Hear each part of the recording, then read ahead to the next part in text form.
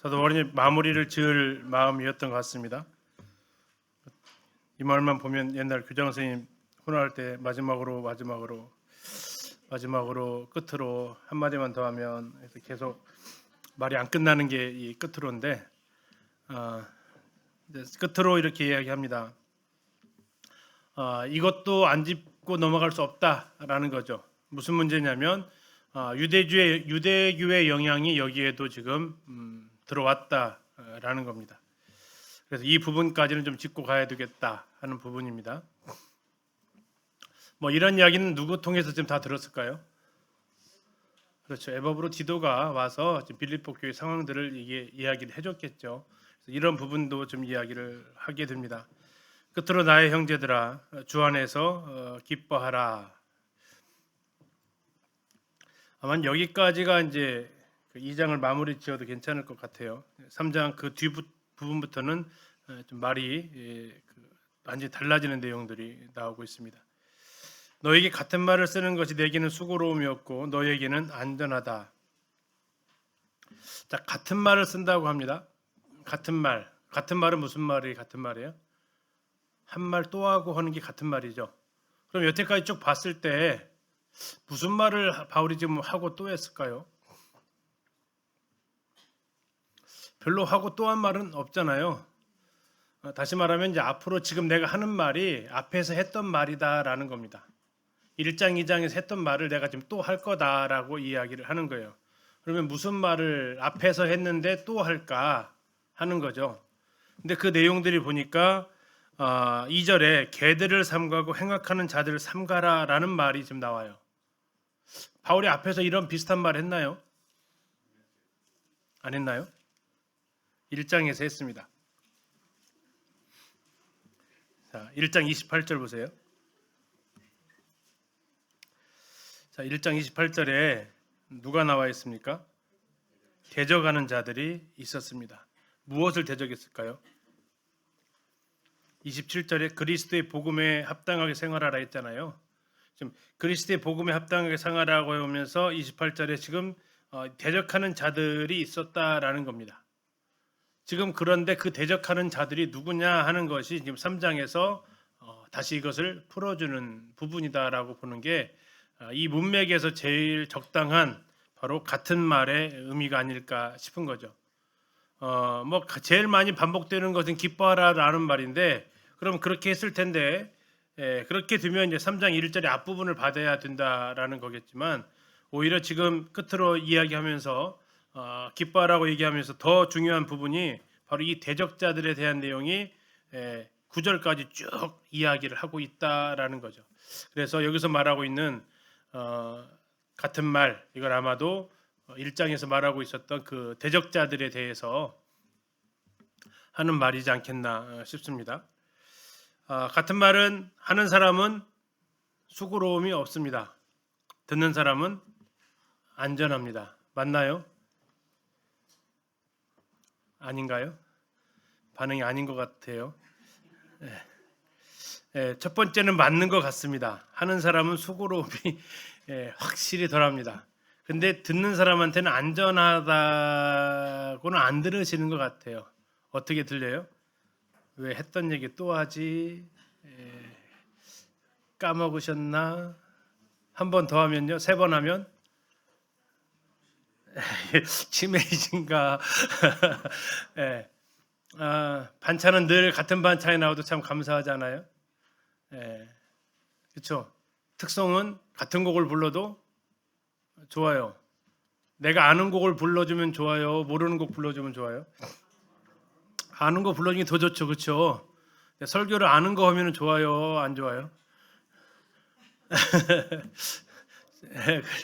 근데 거의 체념하다시피 좋아하시는 것 같은데.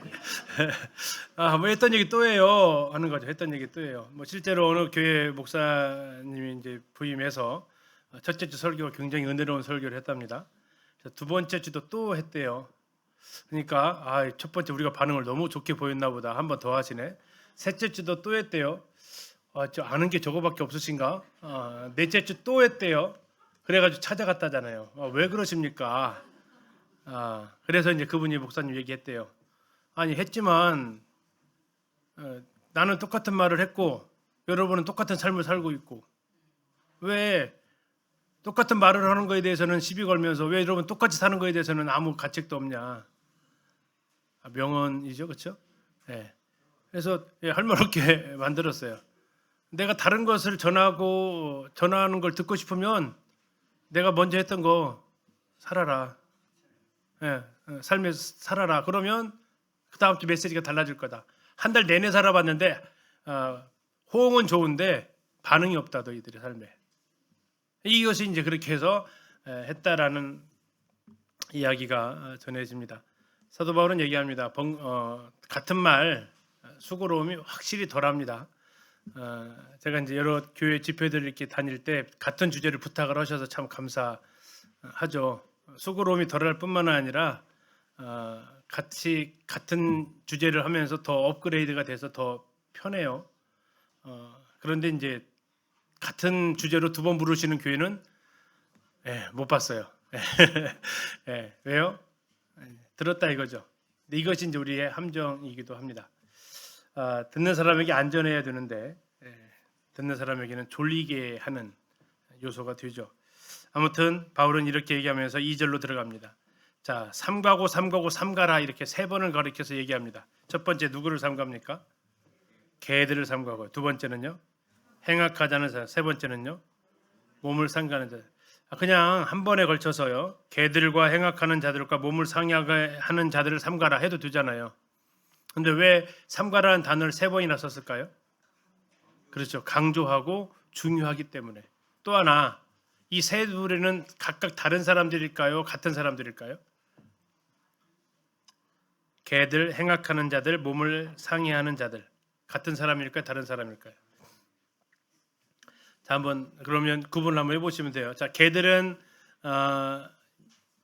누가 묘사한 단어냐면 유대인들, 이방인들을 묘사한 단어가 보통 개입니다. 이게 이 개들은 그렇게 표현했던 단어인데 여기서 말하고 있는 이 개들은 특징이 돌아다니는 거죠. 지금이야 가축으로 이렇게 키우고 하지만 지금도 그리스 가면 개들 천지입니다. 목줄도 없이 돌아다니는 개들이 정말 많습니다. 그래서 저희들이 이렇게 가면은 가이드 따라가요. 가이드 앞에서 가요. 가이드를 가이드하고 있어요. 왜 따라다니냐 물어봤더니 가이드가 먹을 것을 가지고 다녀요. 그래서 주니까 가이드 앞에서 우리를 인도해 가요. 이제 이 개들이 막 돌아다니 절대 저희들은 만지지 말라고 얘기하죠. 왜냐하면 약 어디를 다녔을지 모르기 때문에 병균들이 옮겨 다닐 수 있어서 바로 그것이 여기서 말하는 개입니다. 여기저기 돌아다니면서 전염시키는 일들을 하고 있는 거죠. 만약에 우리 한국에서 썼으면 아마 쥐들을 삼가라라고 했든지 뭐 그러지 않았을까 싶기도 해요. 온갖 돌아다니면서 오염시키는 사람들 이 개입니다. 자, 두 번째 행악하는 자들 삼가라라고 이야기하고 있습니다. 행악하는 사람들이란 얘기는 겉으로는 그리스도인처럼 살아가고 있지만 그러나 교회 안에 잠시 들어와서 몰래 들어와서 잘못된 가르침을 퍼뜨리는 자들을 표현할 때 쓰는 단어입니다. 몸을 상해하는 일, 예전에 우리 개역 한글에서는 이걸 가리켜서 손할례당이다라고 표현했습니다. 손할례당을 삼가라. 근데 우리 여기서는 이제 몸을 상하는 일을 이렇게 표현하고 있는데 이 사람은 바로 사람이 구원을 얻으려면 할례를 받아야 한다라고 주장하는 사람들을 가리키고 있습니다. 같은 사람일까요? 다른 사람일까요? 같은 사람의 모습입니다. 그들의 특징 첫 번째 돌아다닌다. 두 번째 몰래 들어온다. 세 번째 복음이 아닌 것을 전하고 다닌다. 이게 이들의 모습이다라는 겁니다. 그래서 이게 병렬적으로 여기서 말하고 있는 대로 개들과 행악하는 자들과 몸을 상해하는 자들 삼가라 이렇게 했으면 세 부류의 사람들이겠지만 결국 같은 사람들인데 다양한 모습으로 나타날 뿐 그러나 그들은 결국 여기저기 돌아다니면서 오염시키고 있는데 그들은 가만히 들어와서 몰래 들어와서 오염시키고 있고 그들이 결국 전하는 것은 무엇을 받아야 할례를 받아야 구원을 받는다라는 그들이 전하는 내용이 그러하다라는 겁니다. 그러나 이들이 바로 손할례당이라면 우리 3절 우리는 이런 사람들이다라는 겁니다. 첫 번째는 뭡니까? 하나님의 성령으로 봉사하는 사람들. 두 번째는요, 그리스도 예수를 자랑하는 사람들. 세 번째는요, 육체를 신뢰하지 않는 사람들. 같은 사람인가요? 다른 사람인가요? 같은 사람이죠. 예. 그래서 이게 바로 진정한 참 할례자들이다라고 얘기합니다. 하나님의 성령으로 봉사한다라는 것, 성령 안에서 성령으로 하나님 앞에 예배를 드리는 모습이다. 이들은 유대교회이기 때문에 그들은 성전 중심에 보이는 것 중심으로 살았던 자들이라면 우리는 그렇지 않다. 성령으로 성령에 의해서 하나님을 예배하는, 그걸 중요하게 생각하는 사람이다. 우리는 그리스도 예수를 자랑한다. 그래서 이 할례파들은요, 뭘 자랑해요? 그들은 율법을 자랑하고 몸에 할례 있는 그것을 자랑하고 육신의 할례를 자랑한다. 우리는 그리스도 예수를 자랑한다. 세 번째, 우리는 육체를 신뢰하지 않는다. 그러나 할례파들은요, 육체를 신뢰하는 자들입니다. 자, 그래서 2절과 3절에 있는 사람들은 완전히 상반되어지는 사람이 모습이죠. 자, 그러면서 얘기합니다. 육체를 신뢰한다. 이게 지금 말 꼬리에 꼬리를 물어서 가는 건데요. 육체를 그들이 신뢰한다고? 그럼 나 정도 될까? 하는 겁니다. 그래서 4절에 보니까 그러나 나도 육체를 신뢰만 한데 라고 하는 겁니다. 이때 바울의 그 표정을 한번 생각을 한번 해보세요. 바울이 그들은 육체를 신뢰한대 하면서 가만히 있어봐. 나도 꽤 육체는 신뢰만 한데 어떤 표정이었을까요? 네? 어떤 표정이었을 것 같아요? 놀랬을까요? 지네들이 지금 육체를 신뢰한대요. 근데 뭐야 지금 뭐야 나보다도 좀 별로 이게 아닌 사람들이 신뢰를 한다고 하니까 마치 1억 가지고 있는 사람 앞에서 100만 원 가지고 있는 사람이 나 돈 있다 싶으면 1억 가지고 있는 사람이 뭐라고 하겠어요?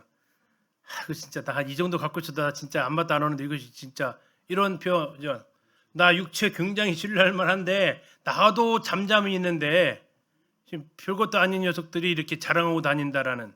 그래서 아마도 약간의 쓴웃음을 지었든지 아침에 냉소적인 모습을 지었든지 하지 않았을까 싶은 그 표정이죠. 그게 지금 4절에 있는 표정입니다. 나도 육체를 신뢰할 만하다. 만일 누구든지 다른 이가, 이건 3절에 2절에 해당되는 그 사람이겠죠. 다른 이가 육체를 신뢰할 만한 것이 있을 줄 생각하면 나는 더욱 그러하다. 나는 더욱 육체를 신뢰할 만하다. 그러면 뭐예요? 한번 보여줄까? 한번 말해봐? 하는 겁니다. 말해보네요. 5절부터 나와 있습니다. 첫 번째 뭡니까? 나는 8일 만에 할례를 받았다. 이 헬레파 유대인들의 특징 중에 하나는 뭐냐면 개종한 사람들이에요. 개종한 사람들은 뭐예요? 나면서부터 받은 게 아니라 살다가 받았잖아요. 그럼 누가 더 유대인이에요? 나면서 받은 사람. 사도행전에 그 세 부류가 있었다겠어요? 정통파 유대인들, 태어나면서부터 유대인, 개종한 유대인, 할례나 코셔가 두려워서 아직 유대교로 개종 안 한 유대인, 세 부류가 있었는데 이렇게 돌아다니는 사람은 지금 그 중에 누굴까요? 아마 개종을 안 한 사람이, 개종한 사람은 안 다녔겠죠. 적어도 개종한 사람들이거나 아니면 선천적으로 유대인이거나 그들이 돌아다녔을 거예요. 바로 얘기하는 겁니다. 나 선천적 유대인이야. 태어나면서부터 나 유대인이야. 두 번째는 뭡니까? 이스라엘 족속이랍니다. 이스라엘 족속은 뭡니까? 하나님의 택하신 민족이다라는, 선민이다라는 거. 선민. 가릴 선자 써서 선민이다라는 겁니다. 세 번째는요, 베냐민 지파랍니다. 베냐민 지파는 왕을 배출한 지파입니다. 근데 여기서 왕을 배출한 지파보다 더 중요한 것은 솔로몬 이후에 여로보암과 르호보암 갈라지면서 몇 지파와 몇 지파로 나뉩니까? 10지파와 2지파로 나뉘죠. 그 2지파가 어디예요? 유대인과 베냐민이에요. 그들은 혈통이 보존된 사람들입니다. 나머지 10지파는요. 온갖 혼혈족이 되어졌던 사마리아 사람들을 불려졌던 사람들이거든요. 그러면 자기가 베냐민 지파라는 얘기는 왕족을 배출했을 뿐만 아니라 우리는 혈통까지도 우월하다라는 그런 의미를 가지고 있습니다. 너희들 10지파하고는 차원이 다른 지파죠. 어쩌면. 다음에 네 번째는요. 히브리인 중에 히브리인이다. 히브리가 이제 강을 건너온 사람들이라고 하는데요. 무슨 강이냐면 아브라함을 빗대서 아브라함부터 이제 히브리인이라는 말을 얻었어요. 강을 건너온 자예요. 유프라테스 강을 건너온 겁니다. 유프라테스 강을 건너왔다는 얘기는 바벨론 땅에서 가나안 땅으로 들어왔던 사람이라는 거고요. 그러면서 히브리인 중에 히브리인이라는 개념은 우리는 정통파다라는 거죠. 문화에 있어서나 또 관습에 있어서나 율법에 있어서나 우리가 아브라함의 후손이다라는 겁니다. 다음에 율법으로는 바리새인이다라고 얘기합니다. 가장 율법을 잘 지켰던 자칭 사람들이죠. 예, 타칭도 맞습니다. 자칭 타칭 율법을 잘 지켰던 사람들. 자, 이 정도면 됐냐? 근데 바울이 이 정도로 안 끝내요. 6절입니다. 뭐라고 얘기합니까? 열심으로는 뭐를 했어요? 교회를 박해했대요. 열심으로 교회를 박해했대요. 지금 이 2절에 나와 있는 개들 행악하는 자들 몸을 상해하는 이 사람들이 지금 뭐하고 다니는 사람들이에요? 교회를 핍박하고 다니는 사람, 복음을 핍박하고 사는 사람인데 바울은 나는 그 정도보다 더 낫지. 나도 외국까지 가서 할 정도 했으니까 그 정도의 열심이 있었다라는 것이 바울이 지금 이야기를 하는 겁니다. 여기서 지금 교회를 박해했다라는 것이 자랑으로 들린다라는 얘기, 이것을 지금 누구랑 비교하는 거예요? 율법 유대인들하고 비교하기 때문에 지금 여기에 쓴 겁니다. 율법의 의로는 흠이 없는 자다. 우리 뭐 복음 집회 때도 했지만 그 젊은 관원 와서 예수님한테 뭐라고 했죠? 내가 무엇을 하여 영생을 얻으리까 했잖아요. 예수님께서 그래서 뭐라고 했어요? 다 지켜라고 했어요. 그랬더니 그 사람 대답이 참 의아하지 않습니까? 뭐라고 하죠? 다 지켰다고 합니다. 거짓말이었을까요? 자기 진심이었을까요? 진심입니다. 진심. 그들이 왜 그렇습니까? 그들에게 있어서는 것은 하지 말라는 거 안 하면 돼요. 안 하면 돼요. 살인하지 말라, 안 죽였으면 돼요. 예수님 그 산상수훈 그 기준이 아닙니다. 안 죽였으면 안 한 거예요. 옆집 여자하고 간통 안 했으면 안 한 거예요. 그래서 그들은 했다라고 이야기를 하는 거죠. 바울도 지금 여기서 얘기하는 겁니다. 이것이 당시의 바리새인들, 율법주의자들의 보편적인 사고였어요. 보이는 것만 하면 되니까.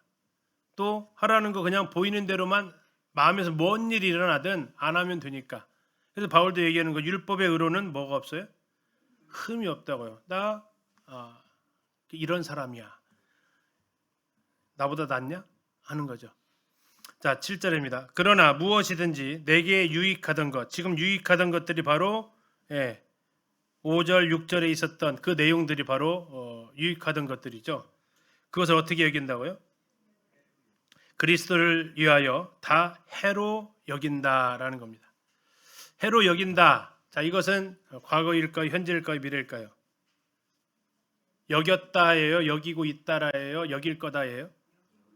여기고 있다라는 것은 현재입니다. 현재도 계속해서 여기고 있다라는 거예요. 과거가 아니에요. 내가 구원받을 때 이거 전부 다 의미 없는 거였어. 근데 지금은 좀 아니더라. 이것이 아니고 과거에도 의미가 없었다고 한다면 지금도 어떻다고요? 구원받았을 뿐만 아니라 지금 이렇게 살아가는 가운데에서도 이것은 나에게 더 이상 의미가 없다라는 겁니다. 유익한 것이 아니다라는 겁니다. 이제 이것들은 전부 다 해로운 것이었다라는 겁니다. 왜 해로운 거였냐면 그리스도를 만나지 못하게 했기 때문에. 그래서 이렇게 얘기합니다. 8절.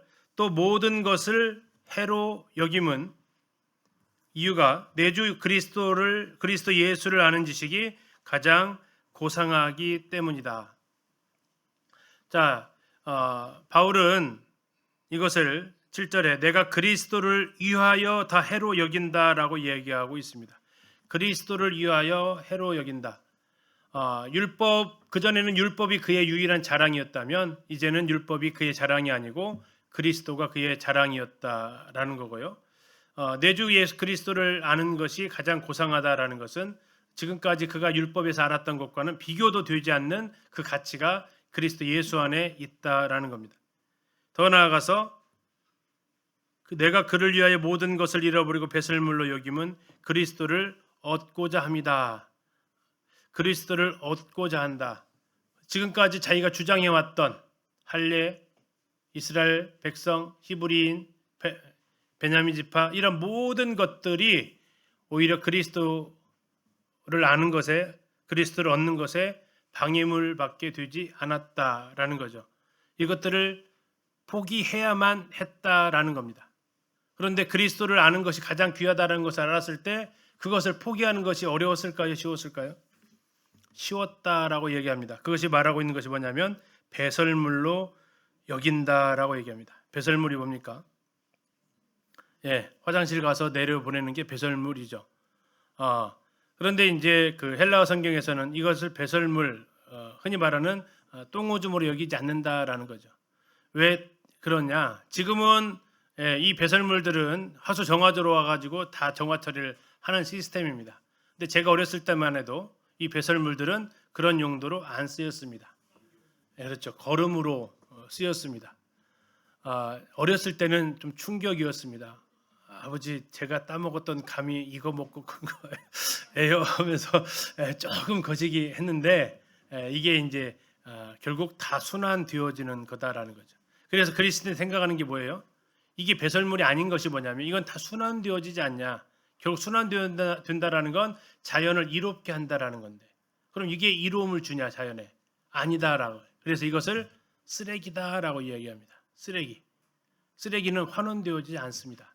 순환되어지지 않습니다. 그냥 버려지고 부패되어지고 오히려 망가뜨려지게 하는 거죠. 그래서 이것은 아무짝에도 쓸데없는 쓰레기일 뿐이다 라고 성경은 말하고 있는 겁니다. 이것이 바로 지금 사도 바울이 말했던 그리스도 예수를 아는 지식이 가장 고상하기 때문에 9절 그 안에서 발견되려고 한답니다. 내가 가진 의는 율법에서 난 의가 아니고 오직 그리스도를 믿음으로 말미암아 난 것이고 그 믿음으로 하나님께로부터 난 의다. 자, 바울이 가진 의, 이게 바로 온전한 의이죠. 지금 앞에 나와 있었던 2절에 나와 있었던 그 사람들은 율법으로 말미암아서 의를 세우려고 했다라면 바울은 얘기합니다. 나는 그리스도를 말미암은 의가 나에게 있다. 여기 이제 의는 덮는 것이다라고 생각하시면 되겠습니다. 율법으로 자기를 덮어보려고 했습니다. 부끄러움을 가려보려고. 아담과 하와가 나뭇잎으로 가려보려고 했던 것처럼. 그런데 이제 예수 그리스도께서 가죽옷을 지어 입히셔서 자기를 덮어주시듯 하나님이 나의 의가 되셨다라는 거죠. 그래서 이것은 비교 자체가 되지 않는 의다. 그리고 너희들한테 전했던 복음이 바로 그런 율법을 지켜서 할례를 지켜서 할례를 받아서 얻는 그런 의가 아니었다. 온전히 예수 그리스도를 믿는 믿음 하나님의 의였다라고 다시 한번 이것만은 한번 더 이야기를 해야겠다. 왜? 이게 바울이 계속해서 전하고 다니는 복음이었고 이 복음 때문에 감옥에 갇혔고 바울은 감옥에서도 이 복음을 위해서 너희들이 그 합당하게 살아가라고 권면하고 있기 때문에 그렇습니다. 자, 10절을 통해서 바울은 더 이야기하고 싶습니다. 무슨 이야기를 하고 싶냐면 그렇게 구원받은 이후에 그리스도로 말미암는 의를 그가 얻은 이후에 그의 삶의 목적이 무엇이냐 하는 겁니다. 10절에 나와 있습니다.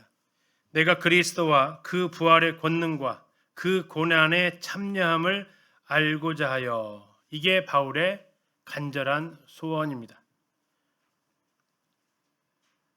아멘 되시나 모르겠습니다. 내가 그리스도를 알고 싶다. 그 그리스도의 부활의 권능을 알고 싶다. 여기까지는 아멘 되시죠? 그 다음 건요. 그 고난의 참여함을 알고 싶다. 이건 좀 그쵸. 앞에까지 두 가지는 괜찮아요. 그렇죠? 사도 바울의 간절한 소원이 그거래요. 그리스도를 알고 싶고 그 부활의 권능, 파워잖아요. 그걸 알고 싶대요. 근데 부활하려면 반드시 뭐가 있어야 돼요? 죽어야잖아요. 그래서 바울이 한 가지 더 얘기하네요. 그 고난의 그리스도의 고난에 참여함을 알고 싶다라고 이야기합니다.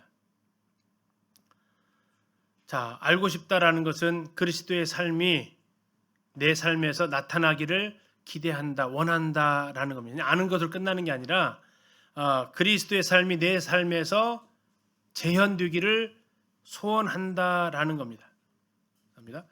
그리스도의 이 살아가셨던 삶이 바울을 통해서 다시 보여지기를 그는 간절히 원하고 있었다라는 그 소원을 지금 이야기하고 있습니다. 이것이 이제 참 이해하기 쉽지 않은 부분이죠. 우리는 앞에 있는 거 두 가지까지만 좀 보고 싶은데 바울은 세 번째 것을 이야기를 합니다. 그럼 그게 뭐냐라는 겁니다. 첫 번째, 알고자 하여, 첫 번째 뭘 본받아요? 그리스도의 죽으심을 본받는다. 그리스도의 순교, 그리스도의 죽으심을 십자가에 내어놓으신 그 피 흘리심을 본받는다라고 이야기를 하고 있습니다. 죽어야 부활하니까 맞는 말이긴 한데 우리는 죽지 않고 부활을 꿈꾸니까 이것이 우리에게는 참 어려운 숙제로 다가옵니다. 맥도날드 좀 이렇게 이야기를 하시더라고요. 우리는 생명에 지장이 없는 한 희생에는 관여한다.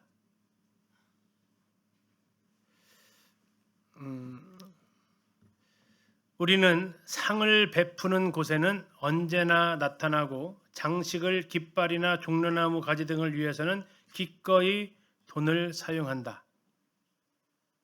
이 부활의 권능이나 이런 거 할 때는 얼마든지 하겠다라는 거죠. 뭐 하지만 않으면 죽어야 한다라는 것만 아니면, 고난만 아니라면, 희생만 아니라면, 헌신만 아니라면 우리는 그런 열망이 우리에게는 늘 있다. 그러나 지금 바울이 말하는 것은 그것까지 포함하지 않으면 안 되는 거죠. 자, 그래서 먼저는 뭐를 알아야 된다고요? 죽으심을 본받아야 된다. 11절은요. 어떻게 해서든지 죽은 자 가운데서 두 번째 뭐 나와 있어요?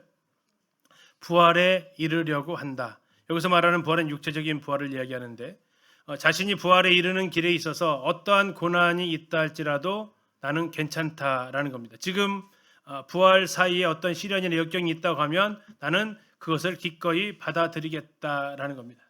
왜요? 부활은 반드시 죽음을 전제로 하고 있기 때문에.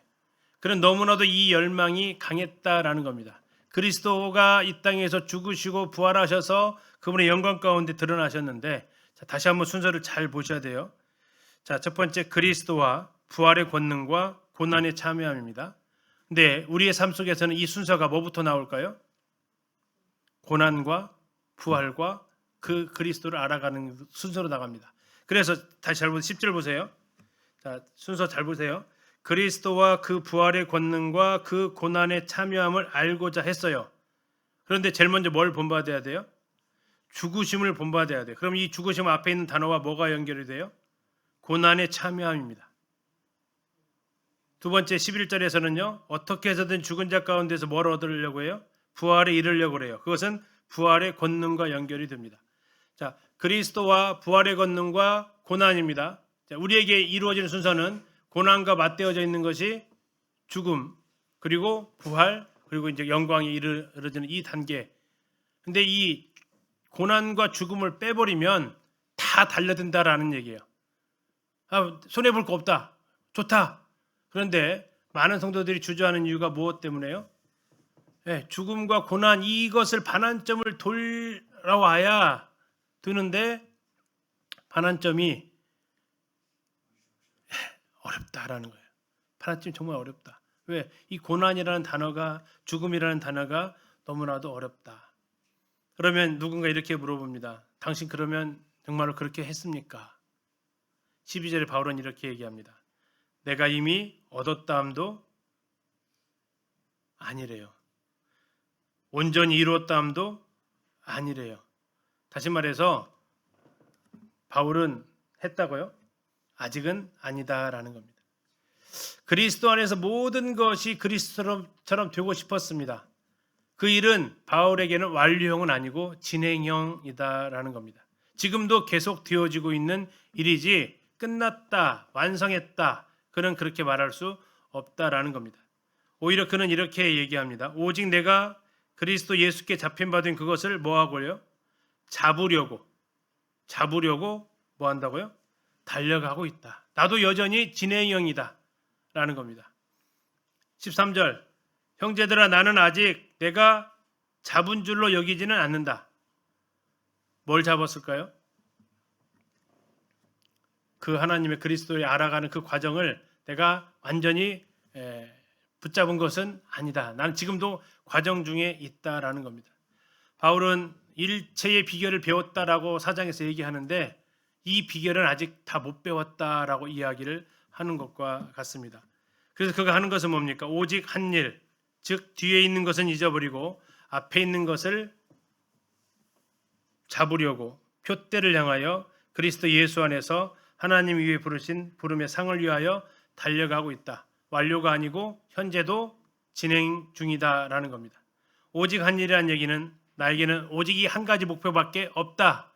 내 삶의 유일한 목표다. 일편단심이다. 뒤에 있는 것은 뭐하고요? 잊어버리고. 뭘 잊어버릴까요? 뒤에 있는 거 잊어버린다라는 거 두 가지를 잊어버려야 됩니다. 하나는 실패의 아픔, 두 번째는 승리의 기쁨. 왜 실패의 아픔을 잊어야 돼요? 네, 절망하게 하니까. 승리의 기쁨을 또 왜 잊어야 될까요? 네, 그것에 잠깐 도취돼 가지고 만족하게 생각하니까. 그래서 지금 과거에 쉽게 이렇게 생각하시면 돼요. 예전에 뭐 내가 작년에 잘했던 거, 작년에 못했던 거, 지금 내 달려가는 길에 있어서 아무런 나에게 영향을 주지 않는다.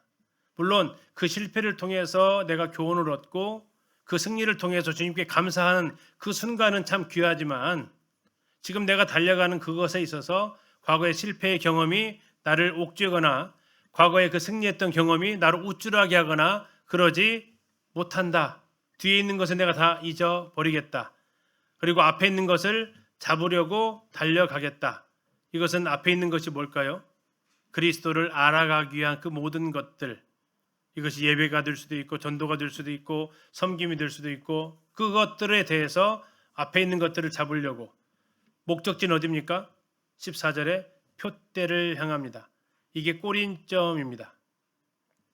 인생이 마치는 그날 그리스도인의 궁극적인 꼬린점 어딜까요? 그리스도의 심판대입니다. 네, 그것이 우리들의 도달하는 곳이니까. 살아서 가든 죽어서 가든 우리는 그 그리스도 심판대 앞에 설 것, 그것을 향해서 달려가겠다라고 이야기합니다. 하나님이 위해서 부르신 부름의 상을 위해서 달려가겠다. 하나님께서 우리를 부르셨다. 우리를 구원하신 것을 이야기하고 있죠. 우리를 구원하신 이유가 뭡니까? 그분을 닮도록 하기 위한 것을 말씀하고 있습니다. 그리고 하늘의 그 소망들을 바라보면서 살아가게 하셨습니다. 그래서 우리는 그 부르신 부름의 상을 향해서 달려가노라. 과거에도 달려가고 있었고 지금도 달려가고 있고 부름의 상, 어쩌면 이것은 바울이 디모데후서에서 면류관 하나 이야기합니다. 무슨 면류관이죠? 의의 면류관. 의의. 달려갈 길을 마쳤을 때 의의 면류관이 나를 위해서 예비되었다라고 그가 고백하는데 바울이 바로 이 면류관, 부름의 상을 위해서 그는 달려간다라고 얘기합니다. 자, 15절입니다. 그러므로 누구든지 우리 온전히 이룬 자들은 이렇게 생각할지니. 이상한 말 나왔습니다. 뭐가 이상한 말이에요? 자, 아까 12절에 뭐라고 했죠? 온전히 이루었다함이 아니다라고 했는데 여기서는 지금 온전히 이룬 자들이 있대요. 죽은 사람일까요? 산 사람일까요? 분명히 뒤에 보면 산 사람입니다. 이렇게 생각을 하고 있으니까. 그래서 여기서 말하는 이 온전히 이룬 자라는 얘기는 성숙한 성도들을 가리키는 것으로 보면 될 것 같습니다. 자, 다시 말하면 이런 목적을 가지고 살아가는 사람들, 바울이 표현한 다음에 17절에 이런 사람들입니다. 17절 먼저 보시면 형제들아 너희는 함께 나를 본받으라. 그리고 너희가 우리를 본받은 것처럼 그와 같이 행하는 자들을 본받으라. 그래서 이것이 바로 온전한 자들, 온전히 이룬 자들, 성숙한 모습의 사람들을 이야기하고 있습니다. 자, 온전히 이룬 사람들 이렇게 생각해라. 만일 어떤 일에 너희가 달리 생각하면 하나님이 이것도 너희에게 나타내시리라. 이 말이 좀 뭔 말인지 잘 이해가 좀 안 가시죠? 자, 이걸 세 번역으로 현대인의 성경으로 15절을 제가 읽어드리면 이렇습니다. 그러므로 믿음이 성숙한 사람들은 모두 이와 같은 생각으로 살아야 합니다. 자, 이와 같은 생각이라는 얘기는 10절부터 14절까지의 그것을 가리키고 있습니다. 자, 10절 24절까지가 뭐였냐면 표대를 향해서 달려가는 그 삶. 그리스도와 그리스도의 부활의 권능과 그의 고난에 참여함을 알고자 하는 삶. 그래서 그의 죽으심을 본받고 그 부활의 능력을 알고 이것이 완전히 이루어진 것은 아니지만 과거에 얽매이지 않고 표대를 향해서 내가 계속해서 달려가겠다. 그것이 내가 결과적으로 도달하게 될 그 표대 앞에서 받게 될 부름의 상. 이것을 보고 나는 살아가겠다라고 했던 것들. 그러한 생각으로 이게 누가 이렇게 살아갔냐면 바울이 이렇게 살아갔는데 너희 믿음에 성숙한 사람들도 지금 내가 이렇게 가졌던 생각을 가지고 어떻게 해야 된다고요? 살아가야 한다. 그런데 문제가 그 다음에 나와 있습니다. 만일 어떤 일에 너희가 달리 생각하면 이게 무슨 뜻이냐면 만일 나와 다른 생각을 가지고 있다면 지금 다른 생각은 뭐예요? 10절부터 14절까지 이렇게 살아가는데 꼭 그렇게 살아야 돼요? 하고 생각하는 사람들이 있다면 자 그러면 구원받은 성도들 중에서도 10절에서 14절까지 바울이 살아야 된다고 했을 때 아멘 하는 사람도 있었지만 정말요? 하는 사람이 있었다라는 겁니다. 그래서 지금 만일 이렇게 얘기하고 있어요. 만일 여러분이 나와 같은 생각을 가지고 있다면 나와 다른 생각을 가지고 있다면 어떻게 하실까요? 하나님이요. 우리 성경에 이렇게 나와 있어요. 이것도 너에게 나타내시리라. 무슨 뜻일까요? 하나님께서 그것도 분명하게 가르쳐 주실 것이다. 지금은 너희들이 그렇게 생각을 못할 수 있다. 아까 말씀드린 대로 그리스도를 알고 좋아. 그 부활의 권능을 알고 그렇지. 그의 고난에 참여함을 알고 그것까지 알아야 돼? 그의 죽으심을 본받아. 그렇게 살아야 돼? 그러면서 이렇게 이 바울이 말한 것에 대해서 지금 성경이 말하고 있는 것에 대해서 어떤 생각을 갖는다고요? 진짜? 꼭 그래야 돼? 하는 다른 생각을 가지고 있는 사람. 그럼 하나님이 그 사람 어떻게 하신다고요? 지금 그렇게 생각할지라도 하나님이 나중에 분명하게 너희를 가르쳐 주실 것이다. 그러면 뭐 하라고요? 그렇게 가르쳐 주셨을 때에 그렇게 살아가자. 그러면서 16절 이렇게 얘기합니다. 오직 우리가 어디까지 이르렀든지 그대로 행해라. 어디까지 이르렀더니 그대로 행해라는 얘기는 현대인의 성경이 이렇게 번역합니다. 우리가 어느 정도의 수준에 도달했든지 이게 바울과 같은 수준일 수도 있고요. 아까 표현했던 대로 진짜 주님 부활의 권능까지는 마음의 아멘으로 다가오는데 그 고난까지는 조금 주저돼요. 그래 억지로 안 되니까 그래 거기까지 어느 수준에 도달했든지 지금까지 살아온 다른 법칙에 따라서 계속해서 그대로 살아가라. 다시 말하면 나는 그렇게 못 살겠어요 하고 중도에 포기하거나 좌절하지 말고 살아가라. 그러면 어떻게 하신다고 아까 하나님이? 그 다음에 분명하게 가르쳐 주실 것이다. 어떻게 가르쳐 주실까요? 17절에 나옵니다. 형제들아 너희는 함께 뭐 하라고요? 나를 본받아라. 나를 본받으라는 얘기는 뭘 본받으라는 얘기일까요? 10절에서 14절까지의 사도 바울의 삶의 가치관을 본받으라라고 이야기를 하는 거죠. 그리스도와 부활의 권능과 그 고난에 참여함. 다시 말하면 내 삶에서 그리스도가 나타나기를 바라는. 그래서 예전에 우리가 그 캠프할 때도 그리스도를 본받아가 아니고 그리스도를 살아내기라고 했죠. 그리스도 살아내기. 이게 지금 바로 여기서 말하고 있는 그 표현입니다. 바울의 간절한 소원은 그리스도를 살아내는 거였어요. 그 영국의 우리 믿음의 그 성자 사랑하지 않으면 죽는다라고 썼던가요? 누구죠? 스로 말고요. 그분이 아니구나. 사랑의 성자라고 불렸던 분. 체프만. 그분의 소원이 뭐였다고요? 그리스도를 살아내는 거. 바울의 간절한 소원이 뭐라고요? 그리스도를 살아내는 거. 그게 뭐라고 표현했냐면 그리스도와 그 부활의 권능과 그 고난에 참여함을 알고 싶다. 이것이 바울의 간절한 소원이었는데 바울은 지금 이야기하는 겁니다. 내가 그렇게 살아왔는데 뭐 하라고요?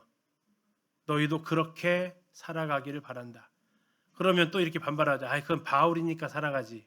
아니다. 뭐라고 해요? 그다음 뭐라고 해요? 그리고 너희가 우리를 본받은 것처럼 그와 같이 행하는 사람들, 그와 같이 행하는 사람들이 뭐예요?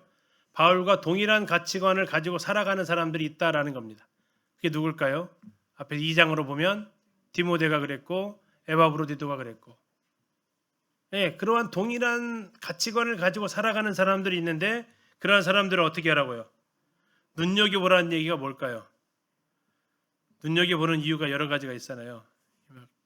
한번 잘 사나 보자 한번 이렇게 막 그런 식으로 보는 눈이 있고, 어떻게 하면 저렇게 살지 하는 눈이 있고, 여기서 말하고 있는 눈여겨보라는 얘기는요, 그쵸, 후자죠. 어떻게 저게 가능하지?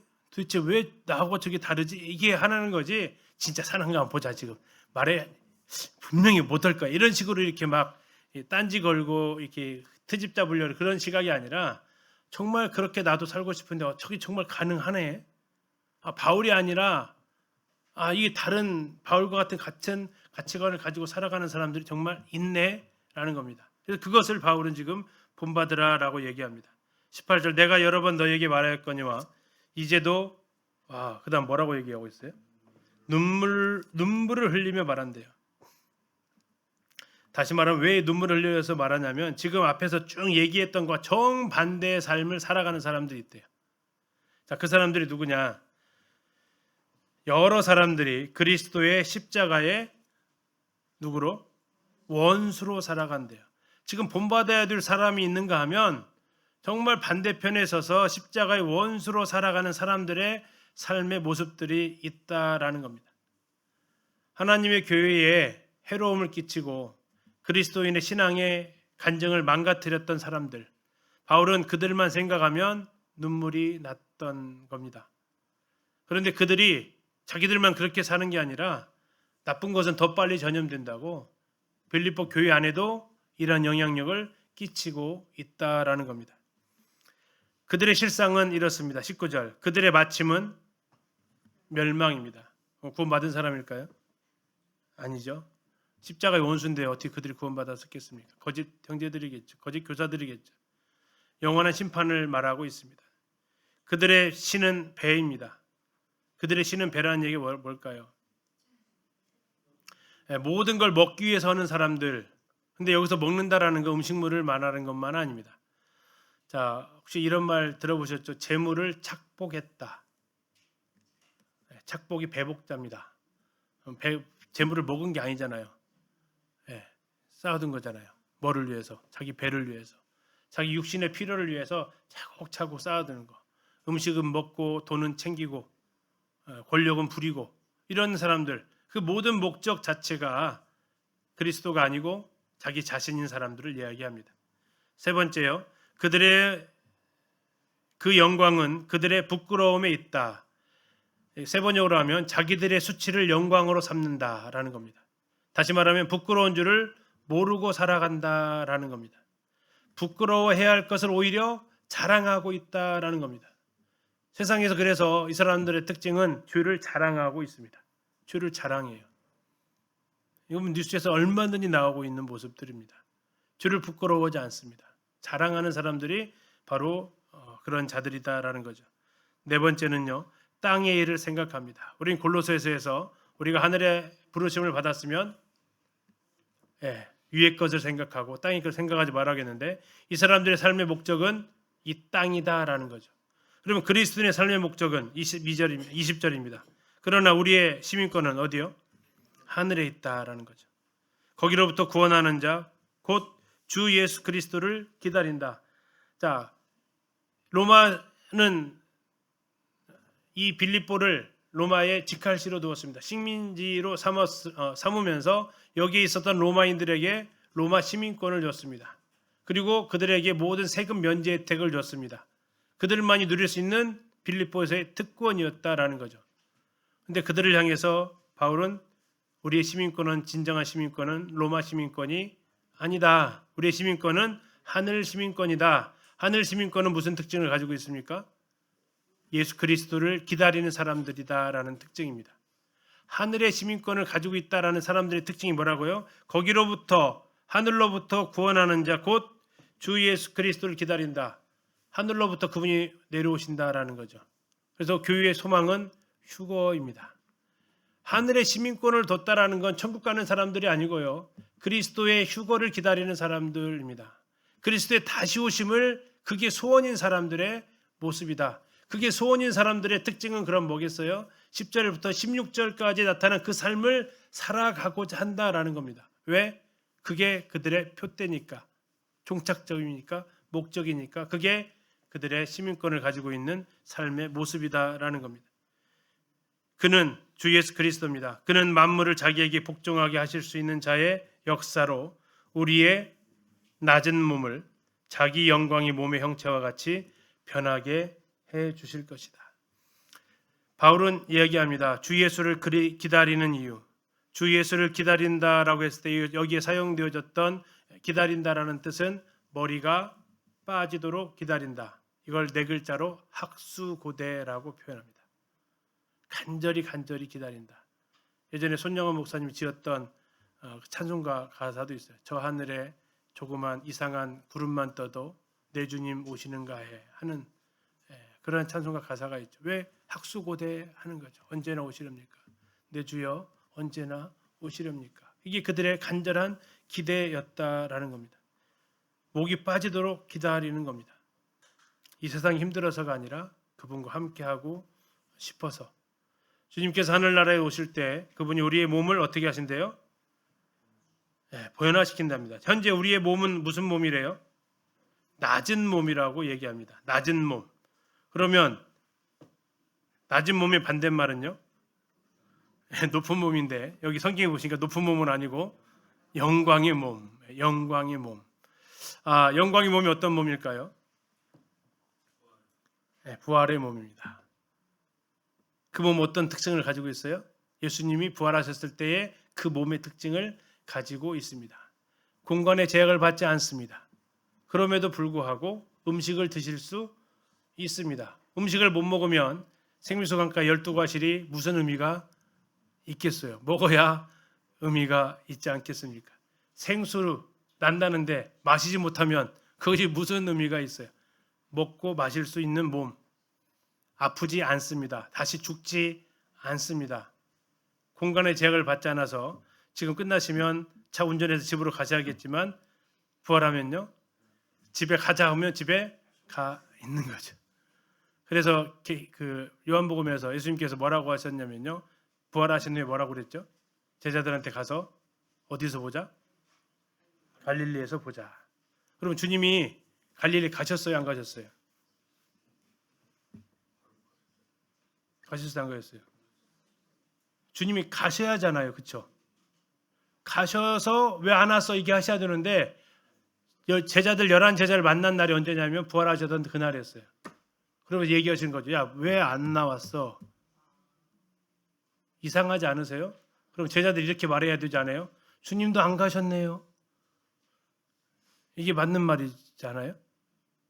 주님도 지금 안 가시. 거기가 지금 하루 만에 갔다 올 수 있는 거리 아니잖아요. 그죠? 며칠 걸리죠? 사흘 이상 가야 되는 거리예요. 주님이 거기서 기다리셨다 바람 맞이고 오셔야 되는데 제자들이 지금 안 왔을 때 주님도 안 가셨어요. 안 가신 게 아니라 그분은 공간의 제약을 받지 않으셔서 갔다 오실 수 있는 몸이에요. 그게 그 몸의 특징이에요. 엠마오로 가던 두 제자에게 나타나시다가 갑자기 그들이 예수님 알아보니까 지금 어떻게 하세요? 싹 사라져버리잖아요. 투명 망토 입은 게 아니고 싹 사라져요. 그 사이 어디로 가셨어요? 제자들한테 가시잖아요. 그 거리가 짧은 거리가 아니거든요. 이게 바로 뭐가 가능하다고요? 공간의 이동이 가능하다고요. 우리 주일학교 애들이 제일 좋아하는 몸의 특징 중에 하나죠. 와, 이게 가능해. 문 닫혔는데 들어갈 수 있잖아요. 제자들이 모인 곳에 문들을 다 닫았다고 했어요. 근데 주님이 쏙 들어오셨다고요. 생각만 해도 막 신나지 않으세요? 이게 뭐라고요? 지금은 우리가 왜 그게 안 된대요? 낮은 몸이라. 그런데 주님이 다시 오시면 우리의 몸이 어떻다고요? 영광의 몸이 된다고요. 이게 무슨 권능이냐면 이게 부활의 권능이죠. 그러니까 부활의 권능까지는 좋다니까요. 그리스도를 알고 그 영광의 부활의 권능에 참여하고 싶은 거죠. 근데 주님이 그러려면 한 가지 더 해라라는 거죠. 반환점 돌아야 돼. 그 반환점이 고난, 그 반환점이 죽음. 반환점을 돌아야 그것을 다시 그 위치로 올 수 있으니까. 우리는 그러나 바울이 말한 대로 위로가 되는 부분이 그렇습니다. 아까 보셨던 대로 너희가 달리 생각하면, 혹시 내 생각과 다르니? 바울은 정죄하지 않습니다.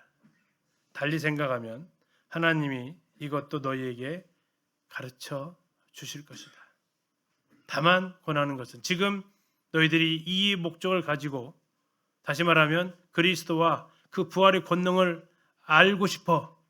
1단계, 2단계 알고 싶어. 그러면 3단계가 뭐라고 했어요 지금? 고난. 3단계를 봐버렸어. 어떻게 해야 돼? 거기서 바로 유턴하면 안 되고 계속 나아가라. 그러면 알게 해 주실 것이다. 어느 수준에 이르렀든지, 어디까지 이르렀든지 지금 살아온 목적대로 살아가라. 우리의 목적이 그리스도와 그 부활의 권능을 아는 것이었다면, 그 다음 단계가 고난에 참여하는 것이라 하더라도, 내가 아직까지는 거기까지 내가 아멘이 안 돼요 하더라도 살아가라. 그러면 주님이 때가 되면 나타내 주실 것이다. 그리고 그렇게 어떻게 살아가라? 그렇게 살아가는 사람들이 너희 주변에 있다. 마치 이 땅이 아무것도 아닌 것처럼 살아가는 사람들. 마치 저 사람 보면 살아가는 이유가 정말 천국에 소망을 두고 살아가는 사람들. 그 사람들을 잘 살펴봐라. 이게 어쩌면 우리가 그 믿음의 길을 갈 수 있는 길이다. 그리고 어쩌면 그러한 분들이 우리 주변에 많이 있다라는 건 우리에게 더 큰 위로가 되겠죠. 히브리서 12장에서 말하기를 구름같이 둘러싼 허다한 증인들이 있다. 혹시 내 눈에 아무도 안 보이세요? 아무도 안 보여. 내 주변에는 이 바울처럼 이렇게 살아가는 사람이 아무도 없어. 성경에 무수한 증인이 있습니다. 비록 없다 하더라도. 그러나 우리가 잘 보면 그러한 삶으로 살아가시는 분들이 계시다라는 거예요. 왜 안 보였을까요? 죄송합니다. 끼리끼리 지내다 보니까. 내 주변에 그러한 사람들만 지내다 보면 안 보여요. 그래서 우리의 시각을 어떻게 해요? 좀 더 열어서 바울이 말했던 것처럼 살아가는 그런 분들과의 교제권을 넓혀가면 대화 내용 자체가 달라질 겁니다. 그래서 내가 누구랑 만나서 교제할 때 늘 나누는 대화 내용이 뭔가, 정말 그리스도를 알고 부활의 권능과 그 고난에 참여함을 알고자 하는 그런 대화 내용이 나오는 사람들과 교제권이 있으면, 맞아, 그런 분들 우리 교회도 여러분 계셔, 나오겠지만, 내가 주로 교제하는 내용이 이 세상에 있고 아까 했던 대로 십자가의 원수까지는 아니더라도 그렇게 살아가다 보면 안 보이죠. 안 보일 수밖에 없지 않습니까? 그래서 우리의 교제권도 굉장히 중요해서 바울은 그와 같이 행하는 자들을 눈여겨보라. 눈여겨보려면 어떻게 해야 돼요? 가까이 있어야 돼요. 가까이 교제권을 두고 그래서 살아가야 됩니다. 그래서 우리는 우리의 낮은 몸이 영광의 몸이 되는 그날까지 우리의 시민권이 하늘에 있다. 그 얘기는 나 천국 간다가 아닙니다. 우리 시민권이 하늘에 있다는 얘기는 그 하늘에서 오시를 우리 주님을 기다리고 있다. 그 의미로 살아가기를 바란다라고 3장을 이야기하고 있습니다. 봐서 끝내도 될 것 같았어요. 저도 뭐 여기까지 하면은 별로 딱 맞잖아요, 그렇죠? 끝으로가 아니라니까요. 그래서 4장이 남아가지고 다음 주 더 1시간을 더 해야 되잖아요. 그래서 다음 시간에 이제 4장 이어서 가도록 하겠습니다. 선생님 기도해 주시면 감사하겠습니다.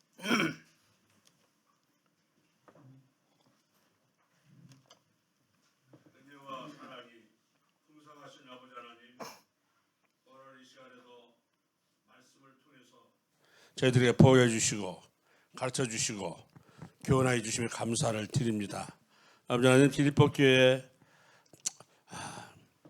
두 세력 있는 두 자매